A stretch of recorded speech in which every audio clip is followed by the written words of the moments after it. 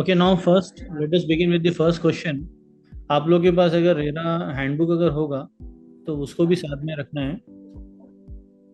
तो सबसे पहले फर्स्ट क्वेश्चन हम लोग डिस्कस करते हैं। सब लोग अपना माइक बंद रखेंगे। तो जो भी आंसर होगा वो आंसर चैट बॉक्स में आंसर देना है आपको। माइक ऑन नहीं करना है, माइक बंद रखना है। तो सबसे पहले हम लोग क्वेश्चन देखते हैं। Following is not a training course outcome objective for agents. जो हम लोगों ने agent training, RERA agent training सब लोगों ने लिया सबसे पहले, उसके बाद ही एग्जाम के लिए अप्लाई कर पाए। तो वो जो एजेंट ट्रेनिंग हमने लिया था उसका ऑब्जेक्टिव क्या है, उसका आउटकम क्या है।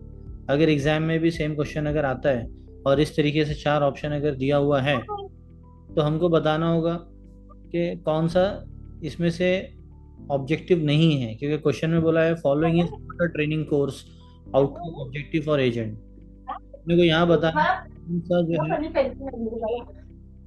Again I will request everyone, सब लोग माइक बंद रखेंगे, अननेसेसरली सबको डिस्टरबेंस होगा। ओके, यहाँ पे अलग अलग आंसर आ रहे हैं, बी सी डी। तो एक बार हम लोग राइट आंसर देख लेते हैं। तो सबसे पहले हम लोग देख लेते हैं, to understand MahaRERA function, option number one. Option number two, to know the concept of real estate industry. Option number three, to file complaint in MahaRERA against promoter, obtain certificate of competency. तो इसमें हमें बताना है कि कौन सा ऑब्जेक्टिव नहीं है, जो भी ट्रेनिंग हमने लिया है उसमें कौन सा ऑब्जेक्टिव नहीं है। तो इसका काफ़ी लोगों ने आंसर दिया है चैट बॉक्स में। एक बार इसका राइट आंसर हम देखते हैं।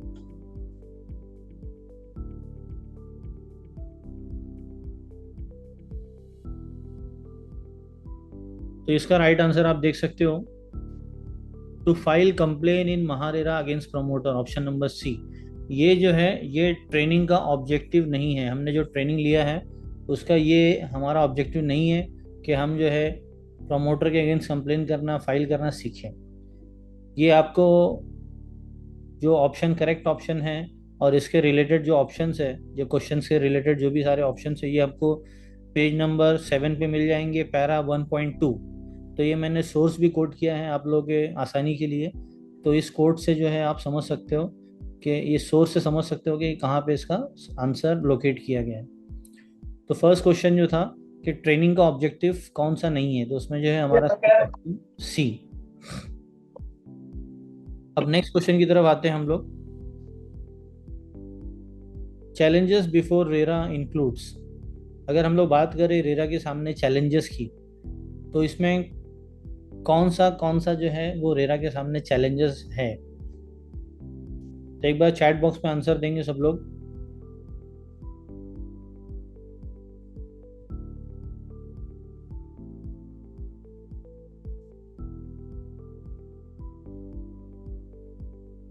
तो देखते हैं इसका सही जवाब क्या होगा, चैलेंजेस बिफोर रेरा। तो हम एक एक करके ऑप्शन देखते हैं। पहला option, information asymmetry to agents, unbalance real estate transaction, common common abusers against promoter. तो पहला ऑप्शन अगर हम देखेंगे कि इंफॉर्मेशन असिमेट्री टू एजेंट्स, मतलब रेरा के सामने ये चैलेंज था कि इंफॉर्मेशन जो था वो एजेंट्स तक सही इंफॉर्मेशन नहीं मिलता था। चैलेंज ये है कि ये चैलेंज है कि इंफॉर्मेशन असिमेट्री टू अलॉटी। तो आप लोगों को याद होगा कि ये जो चैलेंज में है, जो चैलेंज बिफोर रेरा है, तो उसमें इंफॉर्मेशन असिमेट्री मतलब प्रॉपर इंफॉर्मेशन नहीं। तो इंफॉर्मेशन जो प्रॉपर नहीं मिल रहा है वो किसको नहीं मिल रहा है, अलॉटी को नहीं, एग्जाम चालू है मेरा। एजेंट को नहीं मिल रहा। तो यहाँ पे एजेंट जो ऑप्शन है ना, एजेंट ऑप्शन गलत है, अलॉटी को नहीं मिल रहा है। तो जब हम लोग पढ़ रहे हैं ऑप्शन, तो हम लोग ऑप्शन पे भी ध्यान देंगे कि यहाँ पे अगर वर्ड अलॉटी होता तो फिर वो ऑप्शन सही होता, बट यहाँ पे एजेंट है, तो इसीलिए ये जो ऑप्शन है गलत हो जाएगा। तो ऑप्शन नंबर ए जो है वो रॉन्ग है। देन सेकंड ऑप्शन देखते हैं, अनबैलेंस रियल एस्टेट ट्रांजेक्शन। तो जो रियल एस्टेट ट्रांजेक्शन होता है वो बैलेंस नहीं होता है, ज़्यादा जो है वो बिल्डर को फेवर करता है। तो ऑप्शन नंबर बी जो है हमें सही लग रहा है। देन सी पे आते हैं, common abusers against promoter. Promoter के अगेंस्ट में अब्यूजर्स हो रहा था या अलॉटी के अगेंस्ट अब्यूजर्स हो रहा था। तो यहाँ पे भी ऑप्शन नंबर सी जो है उसमें प्रमोटर का वर्ड नहीं आना चाहिए, उधर अलॉटी का वर्ड आना चाहिए था, क्योंकि जो अब्यूज मतलब परेशान जिनको किया जाता था वो प्रमोटर को नहीं अलॉटी को किया जाता था। इसीलिए हमारा जो इसका जो आपको राइट आंसर है वो आपका बनता है B, unbalance real estate transaction. तो एक बार मैं फिर क्वेश्चन आपको दिखा देता हूँ कि रेरा के सामने क्या क्या चैलेंजेस थे या चैलेंजेस है। तो पहला जो ऑप्शन है इंफॉर्मेशन असिमेट्री टू एजेंट्स, यहाँ पे एजेंट वर्ड नहीं आना चाहिए, अलॉटी वर्ड आना चाहिए था। अनबैलेंस रियल एस्टेट ट्रांजैक्शन ही सही बनता है, क्योंकि तीसरा जो ऑप्शन है कॉमन अब्यूजेस अगेंस्ट प्रमोटर वो भी सही नहीं है, क्योंकि प्रमोटर की जगह अलॉटी वर्ड आना चाहिए था। तो ऐसे हम लोग जो है वर्ड्स पे सेंटेंस पे ध्यान देंगे। ज़्यादा टाइम नहीं हमारे पास, 30 मिनट में हम लोग कवर करना है ये 25 क्वेश्चन, इसीलिए ये पहला सेशन है, मैं ज़्यादा डीप में नहीं जाऊँगा, फिर हम लोग ऐसे सेशन करेंगे बाद में, तो वहाँ पे भी और भी डिस्कस करेंगे। नेक्स्ट क्वेश्चन आप लोगों के सामने स्क्रीन पे, विच is not purpose of RERA act, RERA act का कौन सा पर्पस नहीं है। तो ये मैंने क्वेश्चन जो है मैंने यूट्यूब पे भी उसके माध्यम से पोस्ट किया था, वहाँ से भी काफ़ी लोगों ने इसका आंसर दिया था। तो which is not purpose of RERA act, तो आप अगर देखोगे ensure transparent and efficient sale of bungalow plot, set minimum standard of accountability, fast track dispute resolution mechanism, none of the above. तो आप अगर देखोगे नॉट बोला है, पर्पस कौन सा नहीं है, तो पहला अगर आप देखते हो ensure transparent and efficient sale of bungalow plot, तो क्या बंगलो प्लॉट के एफिशिएंट सेल के लिए ट्रांसपेरेंसी के लिए रेरा एक्ट आया है, तो आपका जवाब होगा नहीं। तो इसीलिए ऑप्शन ए जो है वो सही है कि ए जो ऑप्शन है वो रेरा का पर्पस नहीं है, तो इसीलिए अपना आंसर जो है वो सही है, ऑप्शन नंबर ए। काफ़ी लोगों ने चैट बॉक्स में option number A he answer दिया है। इसका अगर आपको देखना है कि ये कहाँ पे आंसर मिला है, हैंडबुक में आज पेज नंबर 9 पे जाके देख सकते हैं, पेज नंबर 9 पे आपको ये मिल जाएगा। देन हम लोग आगे बढ़ते हैं नेक्स्ट क्वेश्चन की तरफ। To get exemption from real estate project registration, completion certificate must be received before 1 May 2016, 1 May 2017, 1 Jan 2016 और 1 जैन 2017। यहाँ पे मैं थोड़ा सा एक्सप्लेन कर दूँ क्वेश्चन को, कि जो प्रोजेक्ट है, बिल्डर का जो प्रोजेक्ट है, अगर उसको एग्जेम्पशन चाहिए, मतलब रेरा में रजिस्ट्रेशन करने से अगर एग्जेम्पशन चाहिए, तो उसके लिए क्या शर्त है, कंडीशन क्या है कि उसका कंप्लीशन सर्टिफिकेट कब, मतलब कौन से डेट से पहले आ जाना चाहिए। तो जाहिर सी बात है, जिस डेट से महाराष्ट्र में रेरा जो है इम्प्लीमेंट हुआ है, उस डेट से पहले पहले अगर किसी प्रोजेक्ट का कंप्लीशन सर्टिफिकेट आ जाता है, तो अब उसे प्रोजेक्ट को रजिस्ट्रेशन करने की ज़रूरत नहीं है। और इसीलिए हमारा करेक्ट आंसर जो है ऑप्शन नंबर बी हो जाता है, क्योंकि हमारा जो महारेरा जो एप्लीकेबल हुआ है वो 1 मई 2017 से एप्लीकेबल हुआ है। इसका सोर्स जो है आपको मिल जाएगा यहाँ पे पेज नंबर 8 पे, पैरा नंबर 2। देन हम लोग आगे बढ़ते हैं next question. Responsibilities of MahaRERA does not include following. Again एक बार मैं क्वेश्चन रिपीट कर रहा हूँ, responsibilities of MahaRERA does not includes following. MahaRERA के ऊपर इसमें से कौन सी जिम्मेदारी नहीं है, वर्ड नहीं कभी आ रहा है उस पर ध्यान देना है अपने को। तो कौन कौन सी जिम्मेदारी नहीं है, नहीं बोल रहा है, ठीक है वो नहीं बोल रहा है, नहीं है। तो कौन देखते हैं हम लोग कौन कौन सी जिम्मेदारी नहीं है। तो पहला, delivery timely real estate project completion position, time पे प्रोजेक्ट कंप्लीट करके पोजीशन दे देना। Then to resolve dispute between agent and promoter, agent और प्रमोटर के झगड़े को सुलझाना। Provide certificate of competency to agent, agents को सर्टिफिकेट ऑफ कॉम्पिटेंसी प्रोवाइड करना। तो अगर आप देखोगे तो इनमें से कोई भी रेस्पॉन्सिबिलिटी महारेरा की नहीं है, क्योंकि पहला अगर हम देखते हैं, ये पहला प्रोजेक्ट टाइम पे कंप्लीट करके पोजीशन देना किसकी जिम्मेदारी है, ये बिल्डर की जिम्मेदारी है। दूसरा अगर हम देखते हैं तो to resolve dispute between agent and promoter, क्या महारेरा एजेंट और प्रमोटर झगड़े सॉल्व करने के लिए आया है, तो नहीं, यहाँ पे प्रमोटर और अलॉटी के डिस्प्यूट को सॉल्व करने के लिए आया है। देन सी वाला अगर हम देखते हैं, provide certificate of competency to agent, आप लोगों को पता होना चाहिए जो सर्टिफिकेट ऑफ कॉम्पिटेंसी है ये एजेंट्स को कौन प्रोवाइड करता है, ये Maharashtra state skill university provide करती है, ये रेरा प्रोवाइड नहीं करता है। तो इस रीज़न की वजह से पांचों ऑप्शन जो है वो गलत होता है, और इसीलिए हमारा आंसर जो करेक्ट होगा वो होगा D, all of the above. तो इसमें से कोई भी महारेरा की रिस्पॉन्सिबिलिटी में नहीं आएगा। और इसका आपको सोर्स अगर देखना है तो पेज नंबर 10 पे आप जाके पैरा 1 यहाँ पे आप एक बार देख सकते हो। देन आते हैं हम लोग नेक्स्ट क्वेश्चन पे। MahaRERA is not applicable at following places. यहाँ पे आपको बताना है कि महारेरा कहाँ पे एप्लीकेबल नहीं है। Daman Diu, Dadra Nagar Haveli, Vidarbha, none of the above. Chat box में आंसर देंगे क्विकली।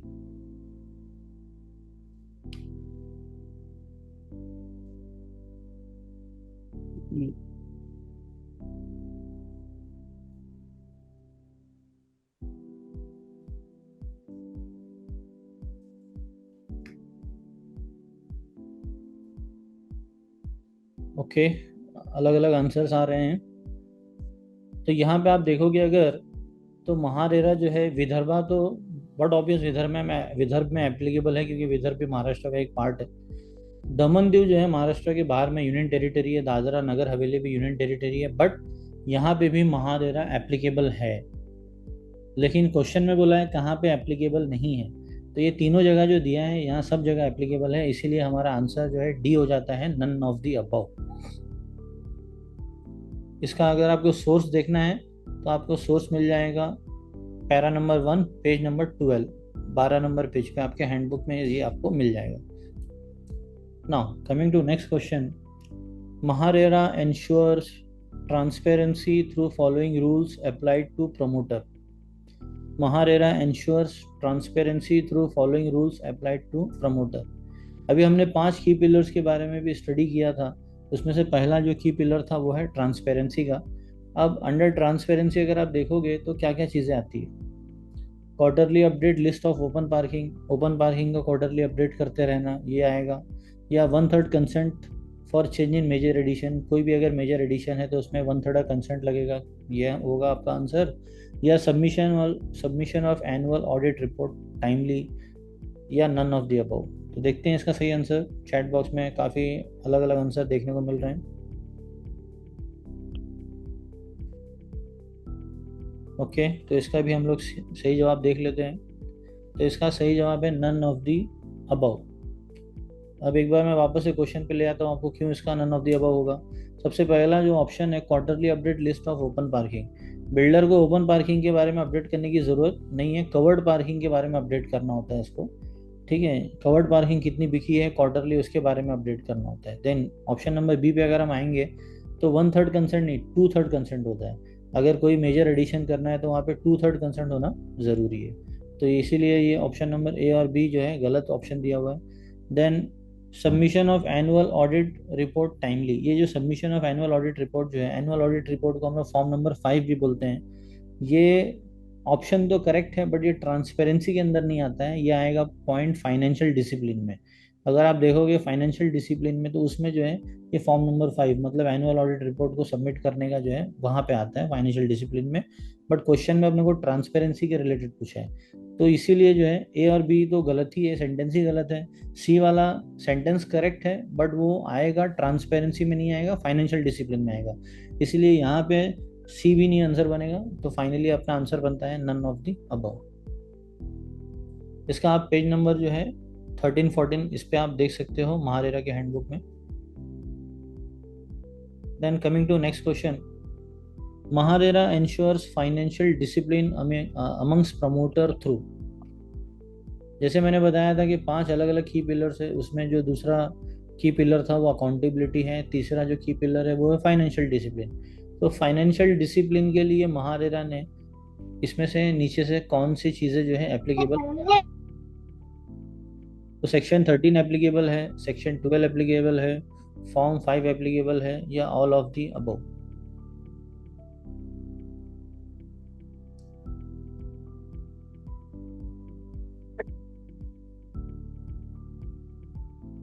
तो एक बार इसका हम लोग आंसर देख लेते हैं, ऑल ऑफ दी अबव। ठीक है, तो ये फाइनेंशियल डिसिप्लिन में जो है ये सारी चीज़ें आ जाती है। सेक्शन 13 में बताया गया है कि 10% से ज़्यादा बिल्डर जो है नहीं ले सकता है, अगर वो लेता है तो पहले एग्रीमेंट रजिस्टर करना पड़ेगा। सेक्शन 12 में बताया गया है कि अगर गलत एडवर्टाइजमेंट झूठ बोल के अगर वो प्रोजेक्ट सेल करता है तो ऐसे केस में सारा पैसा उसको रिफंड करना होगा। देन फॉर्म 5 जो है वो एनुअल ऑडिट रिपोर्ट की बात करता है। तो इस तरीके से फाइनेंशियल डिसिप्लिन में ये तीनों चीज़ को कंसिडर किया जाता है। इसका सोर्स अगर हम देखेंगे तो पेज नंबर 14 पे आपको मिल जाएगा महारेरा हैंडबुक में। हम लोग बढ़ते हैं नेक्स्ट क्वेश्चन की तरफ। In order to ensure customer centricity, इसी की पिलर्स में एक पॉइंट आता है कस्टमर सेंट्रिसिटी का। तो उसका अगर हम देखते हैं कि रेरा क्या क्या मैंडेट करता है, उसमें रेरा क्या क्या चाहता है हो। सबसे पहले to initiate society formation once 50% flat sold, then mandates interest payment on delayed position, change in plan after informing allottee, all of the above. तो देखते हैं एक बार क्या आंसर लगता है आप लोगों को।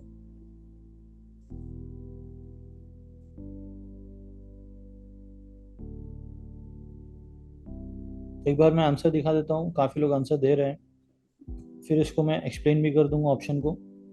तो इसका आंसर जो है ऑप्शन नंबर बी है, mandate interest payment on delayed position.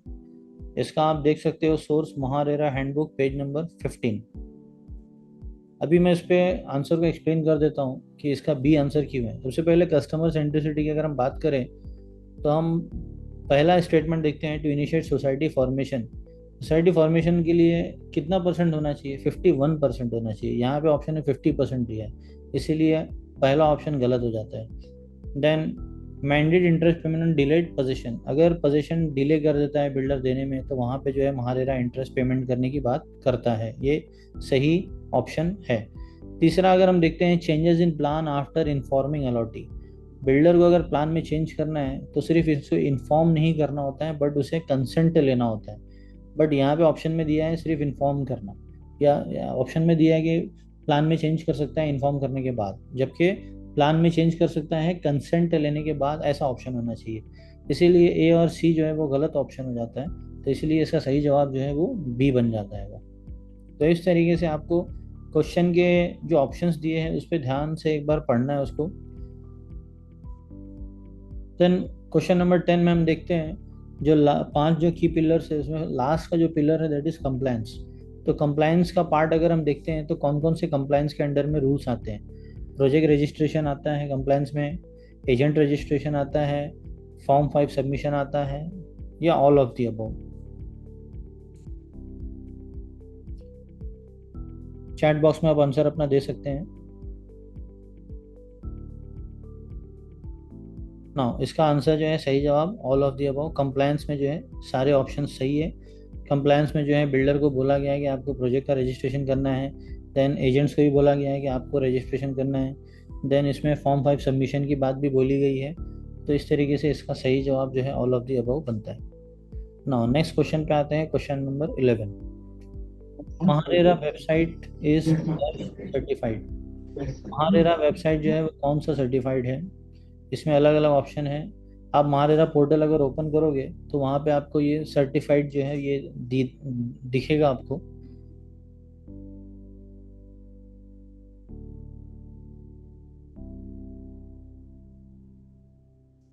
ये जो सेशन है इसको मैं रिकॉर्ड करने की कोशिश कर रहा हूँ, अगर ये प्रॉपर रिकॉर्ड हो जाता है तो इसको मैं जो है बाद में शेयर भी कर दूंगा।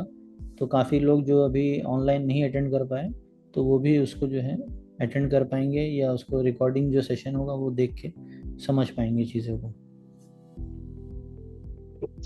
तो महारेरा वेबसाइट कौन सा सर्टिफाइड है, सब ऑप्शन में ए बी अलग अलग आ रहा है। इसका सही आंसर जो है 90012015। ये अगर महारेरा के हैंडबुक में आप देखना चाहते हो तो पेज नंबर 17 पे जो है इसको आपको मिल जाएगा। Then next question interesting question है, MahaRERA portal can be use for, MahaRERA का पोर्टल जो है किन चीज़ों के लिए यूज़ किया जा सकता है। तो option number 1 agent and project registration, option number 2 OC के अप्लाई करने के लिए, option number 3 to file complaints against bank and builder, option number D all of the above. तो काफ़ी लोग का ऑप्शन नंबर ए आ रहा है, यस, तो सही जवाब है।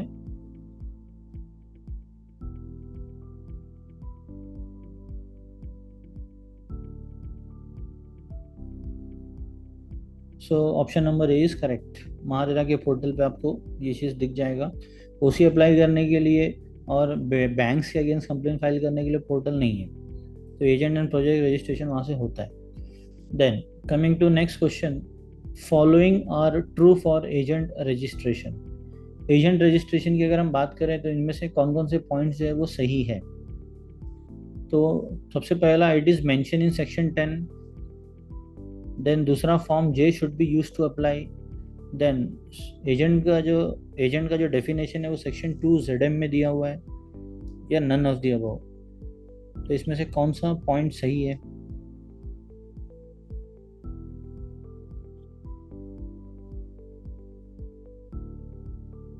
तो अगर आप लोगों को याद होगा तो एजेंट रजिस्ट्रेशन जो है सेक्शन 9 में दिया गया है, 10 में नहीं।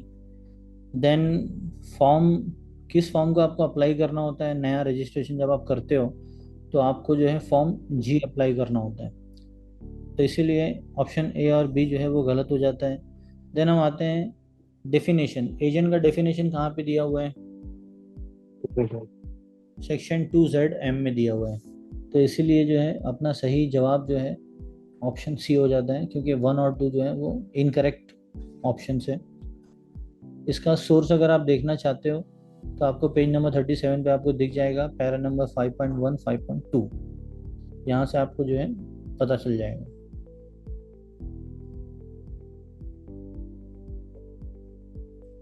Then coming to next question, which one is true statement. इसमें से कौन सा सही स्टेटमेंट है वो बताना है हमको। Registration under proprietorship mandates ₹1,00,000। Renewal must be applied after expiry date. Form I is intimation of rejection. And last is all of the above. इसमें से कौन सा सही स्टेटमेंट है।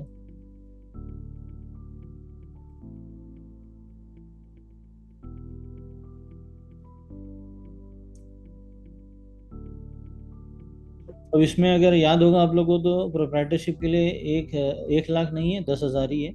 पहले था 1 लाख, बट अब 10,000 ही है। देन रिन्यूअल जो है एक्सपायरी के बाद नहीं आपको अप्लाई करना होता है, एक्सपायरी के 60 दिन के अंदर अंदर ही रिन्यूअल के लिए आपको अप्लाई करना चाहिए।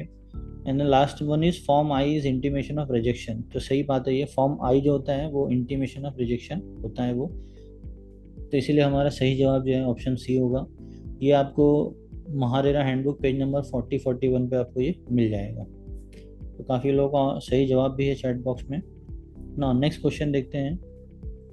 As per section 10 function of agents does not include. Section 10 में जो है फंक्शंस के बारे में दिया गया है एजेंट का। उसमें अगर हम देखते हैं तो इसमें से कौन से जो है फंक्शंस नहीं आएंगे, कौन से जो है फंक्शन इंक्लूड नहीं होते हैं।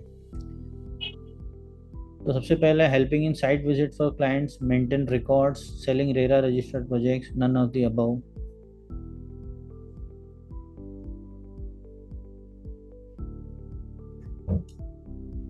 आई होप इस क्वेश्चन में ज़्यादा किसी को परेशानी नहीं आएगी।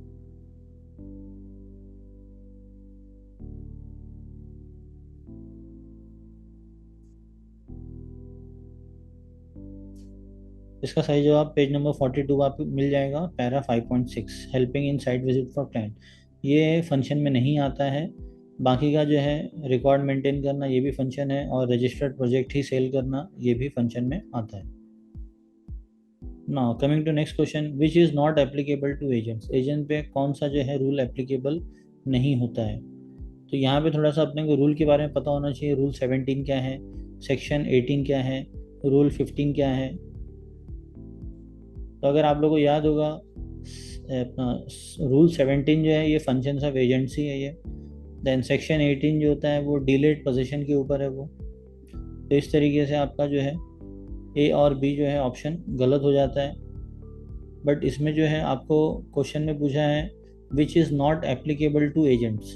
तो रूल 17 जैसा मैंने बताया कि ये आपके फंक्शंस ऑफ एजेंट्स के बारे में है। रूल 15 जो है आपके रिकॉर्ड मेंटेन करने के बारे में है।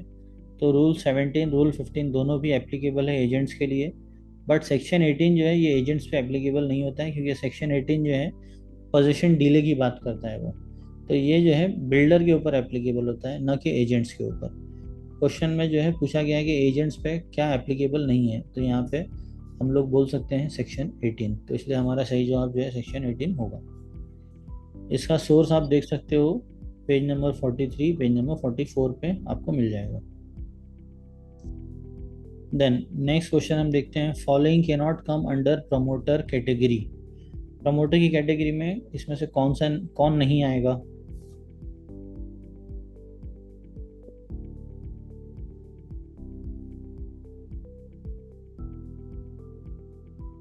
तो सिंपल आंसर है, इसमें फाइनेंशियल इंस्टीट्यूशन जो है प्रमोटर की कैटेगरी में नहीं आता है।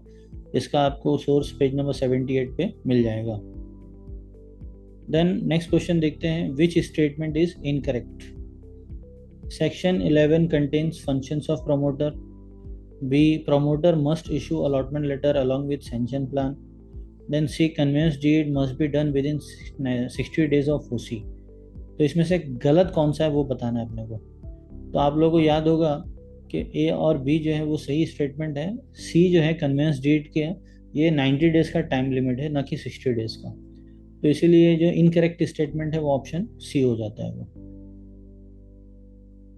देन नेक्स्ट क्वेश्चन है, following are rights of an allottee. Allottee की अगर राइट्स की हम बात करें तो इनमें से कौन कौन सा जो है अलॉटी का राइट्स है? तो यहाँ पे राइट्स एंड ड्यूटीज में फ़र्क हमें समझना है। यहाँ पे राइट्स पूछा जा रहा है, टाइमली पेमेंट करना ये आपका जो है राइट्स नहीं है, ये ड्यूटी है। सॉरी, हाँ ये ड्यूटी है टाइमली पेमेंट करना। अब हमें यहाँ पे राइट्स बताना है। To claim compensation in event of delay, ये एक राइट्स है। Participate in formation of society, ये भी जो है ड्यूटी में आएगा, इसलिए सही जवाब जो है ऑप्शन नंबर बी होता है। तो सिर्फ यहाँ पे राइट्स की अगर बात करें तो to claim compensation. Then next question, following are duties of an allottee. अगर हम लोग अलॉटी की ड्यूटी की बात करें तो यहाँ पे महारेरा पोर्टल देख के बुकिंग करना, कैश पेमेंट नहीं करना, participate in formation society, all of the above. तो इसमें ऑप्शन सी जो है वो सही जवाब है। सोसाइटी फॉर्मेशन में पार्टिसिपेट करना ये ड्यूटी में आता है। इसका आपको सोर्स भी दिख जाएगा 91, 92, 93 पेज पे। Okay, let us start with question number 21। सब लोग अपना वीडियो बंद रखेंगे प्लीज़, सेशन रिकॉर्ड हो रहा है तो एक बार वीडियो बंद रखेंगे अपना।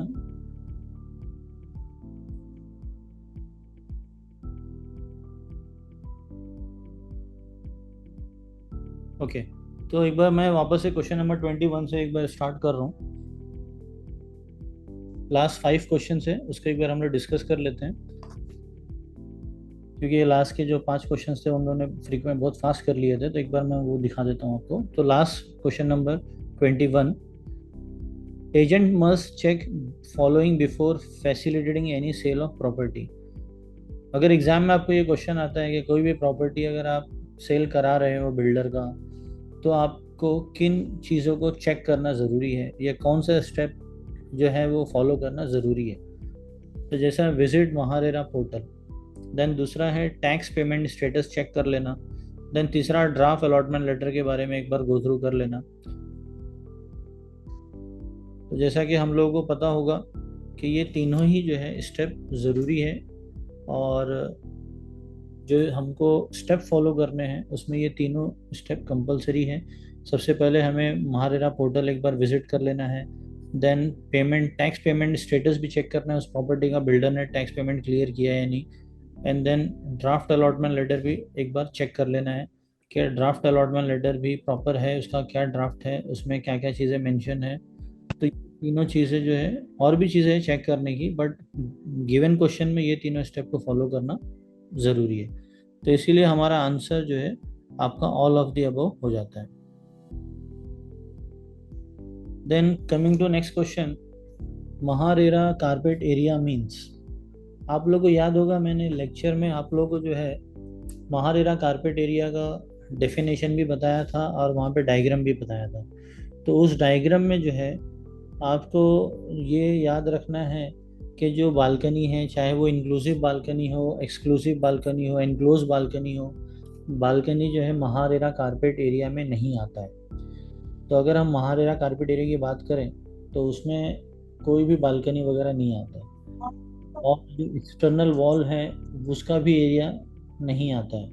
तो इसीलिए जो है ऑप्शन नंबर 1 और 2 तो डायरेक्ट माइनस हो जाता है, क्योंकि पहले ऑप्शन में जो है बालकनी की बात की जा रही है तो वो तो ऑप्शन होगा नहीं, एंड देन दूसरे में एक्सटर्नल वॉल्स की बात की जा रही है तो वो भी ऑप्शन नहीं होगा।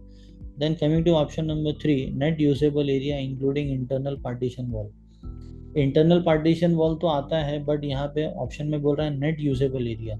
अभी नेट यूजेबल एरिया में डिपेंड करता है कि अगर फ्लैट विदाउट बालकनी है तब तो ये ऑप्शन सही है। Please keep mute. तो यहाँ पे दो कंडीशन हो सकती है नेट यूजेबल एरिया में। अगर बालकनी नहीं है तब तो ये ऑप्शन सही हो जाएगा, बट अगर बालकनी है तो नेट यूजेबल एरिया में जो है बालकनी भी आ जाएगा। तो ऐसे केस में जो है, इसलिए हमें पता नहीं है कि दोनों में से कौन सा कंडीशन है। तो अगर हम इन जनरल अगर देखें तो यहाँ पे नेट यूजेबल एरिया बोल रहे हैं, तो इसलिए ये भी ऑप्शन जो है हमारा वो गलत हो जाता है। तो आपको जो है इसीलिए इसका सही जवाब आपको देना है D, none of the above. Then next question पे हम आते हैं, allotment letter must contains following detail. जैसा कि हमें पता है कि बुकिंग अमाउंट के बाद में बिल्ड करना ज़रूरी होता है, तो उसकी अगर हम बात करें कि अलॉटमेंट लेटर जो बिल्डर इशू करता है तो उसमें क्या क्या डिटेल्स होना ज़रूरी है। तो सबसे पहले sanction plan, then completion date, then real estate agent name. तो इसमें क्या ज़रूरी है क्या नहीं है वो आपको डिसाइड करके आपको आंसर देना है। तो जैसे पहला है सैंक्शन प्लान, दूसरा है प्रोजेक्ट कंप्लीशन डेट, और तीसरा रियल एस्टेट एजेंट नेम, चौथा है ऑल ऑफ दी अबव। क्या लगता है आप लोगों को, एक बार चैट बॉक्स में देंगे आंसर।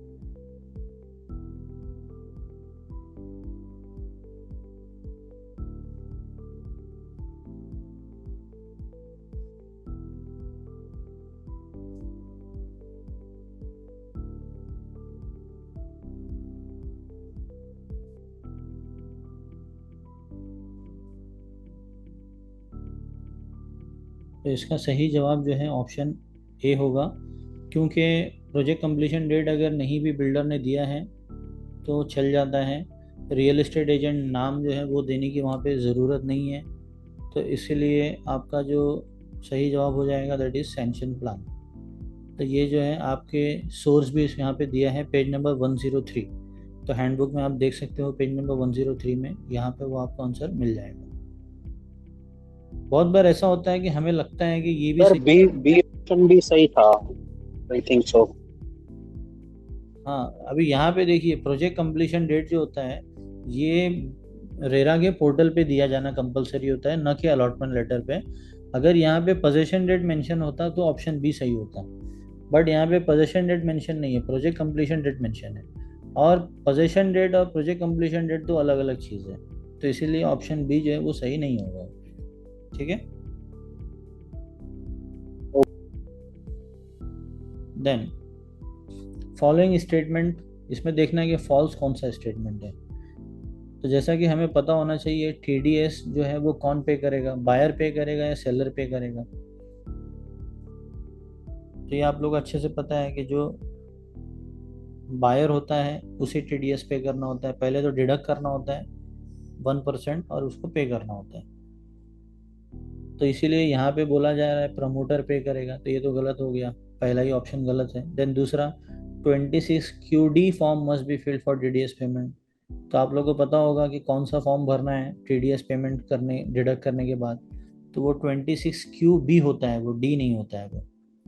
देन तीसरा ऑप्शन अगर देखते हैं 55 lakhs must be cross for TDS deduction. TDS deduction का क्या लिमिट है, 55 लाख से नहीं, तो ये 50 लैक्स का लिमिट है। तो इसीलिए जो है यहाँ पे तीनों स्टेटमेंट फॉल्स है, तो हमारा सही आंसर जो है ऑप्शन डी हो जाएगा, ऑल ऑफ दी अबव। ठीक है। Then last question, which with respect to GST following are true. इसमें से हमको देखना है, आपको बताना है कि इसमें से सही स्टेटमेंट कौन सा है। तो यहाँ पे सबसे पहला, affordable housing project is exempted from GST. Affordable housing project is exempted from GST, क्या लगता है। देन सेकेंड, 5% और 8% is applicable to commercial units. Then luxury flats is taxed at 12% GST. And the last is none of the above. तो एक एक करके हम लोग देख लेते हैं इसको। सबसे पहले, क्या अफोर्डेबल हाउसिंग जो है जीएसटी एग्जेम्पशन मिला हुआ है उसको? तो जी नहीं, 1% वहाँ पे जीएसटी जो है एप्लीकेबल है, तो पहला स्टेटमेंट गलत हो जाता है। देन सेकंड, 5 और 8% is applicable to commercial units, तो ये भी आपका सही है या गलत है? तो इसमें आपको याद रखना है 5% या तो 12%।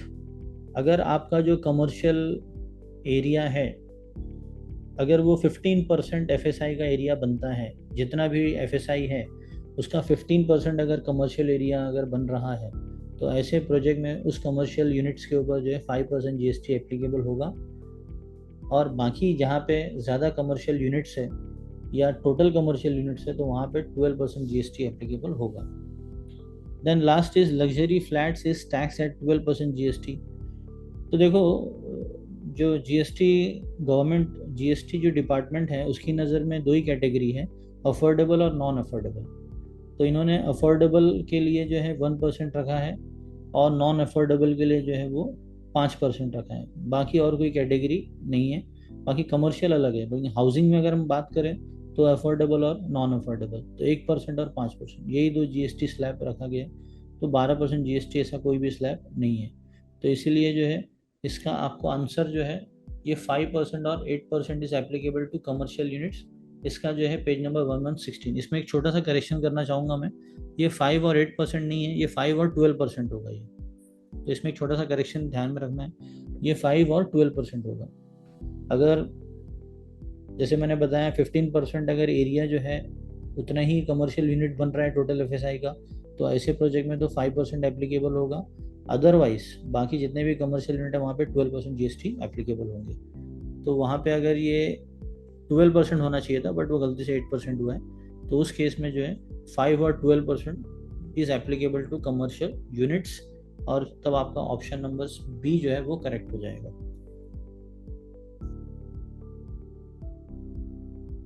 तो this was a small MCQ session, MCQ discussion session. तो यहाँ पे मेरी कोशिश थी कि आपको थोड़ा सा एक हिंट मिल जाए कि कितना आप लोग प्रिपेयर्ड हो, कितना आप लोग को और प्रिपेयर करने की ज़रूरत है। तो इसमें ज़्यादातर क्वेश्चन ऐसे मैंने रखे हैं जो आप ऐसे भी दे सकते हो बिना प्रिपरेशन के। तो आप लोग को खुद चेक एक बार कर सकते हो कि कितना क्वेश्चन आपका राइट है, कितना रॉन्ग है। उस हिसाब से आपको पता चल जाएगा कितने आपको तैयारी करना है। अभी ये जो रिकॉर्डिंग मैंने किया है, काफ़ी लोग इसका रिकॉर्डिंग भी मांग रहे हैं, तो yes I will provide you recording also. मेरे यूट्यूब चैनल पे मैं इसको अपलोड कर दूंगा, उसका लिंक मैं आपको शेयर कर दूंगा ग्रुप में। तो वहाँ से जो है आप इसको भी स्टडी भी कर सकते हो और अपने फ्रेंड्स को भी जिनको ज़रूरत होगा उन तक भी आप पहुँचा सकते हो। नेक्स्ट, आपके पास हैंडबुक है, हैंडबुक एक बार आप गो थ्रू करते रहना है। 10-15 दिन में बहुत जल्दी जो है मैं एक पूरा रिवीजन सेशन में रिकॉर्ड करके मैं आपको आपके लिए लेके आ रहा हूँ। तो वो रिवीजन सेशन जो रिकॉर्डेड होगा वो भी आपको बहुत हेल्पफुल होगा। वहाँ से जो है आप लोग उसको गो थ्रू करेंगे और पूरा आप उसको स्टडी कर सकते हो। और उसके बाद में फिर एक और मैं 25 क्वेश्चन के एमसीक्यू का डिस्कशन जो है फिर मैं उसके बाद में लेके आऊँगा। टाइम का थोड़ा सा इशू चल रहा था, आज भी काफ़ी लेट था, मैं ट्रैवलिंग कर रहा था, फिर भी मैंने एक टाइम निकाल के आप लोग के लिए मैं आ गया आज। तो आज ये 25 क्वेश्चंस मैंने एक थोड़ा सा आप लोगों को एक इनिशियल बूस्ट करने के लिए मैं आ गया यहाँ पे। तो आई होप वो इनिशियल बूस्ट आपको मिला होगा। तो एक बार एग्ज़ाम की तैयारी स्टार्ट करना है। एग्ज़ाम का डेट कोई फाइनल आया नहीं है। आपको मोस्ट प्रोबेबली आसपास की डेट अगर मैं बताऊँ तो जनवरी 15 के आसपास हो सकता है, बट कोई ऐसा कंफर्मेशन नहीं है। तो इसलिए जब तक कंफर्मेशन ऑफिशियल नहीं आ जाता है तो हमें वेट एंड वॉच करना है। बट जनवरी 15 के आसपास में आपको एग्ज़ाम के लिए तैयार रहना है। उससे पहले जो है मैं एक रिकॉर्डेड सेशन जो है पूरा रिवीजन सेशन वो भी आपके लिए मैं लेके आऊँगा। और उसके बाद में एक और 25 क्वेश्चन एमसीक्यू हम लोग इस तरीके से फिर एक बार डिस्कस करेंगे। So thanks for joining friends. जो नहीं ज्वाइन कर पाए उन तक हम लोग जो है इसका रिकॉर्डिंग भी पहुंचा देंगे। सो बाय बाय एवरीवन।